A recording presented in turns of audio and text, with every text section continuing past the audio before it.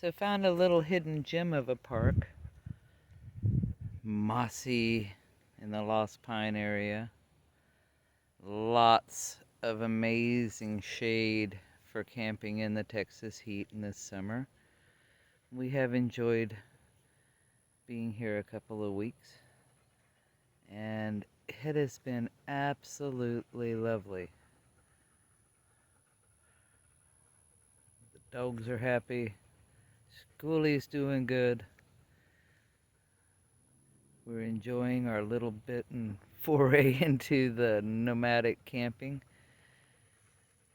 and enjoying all of the beautiful things there are to offer.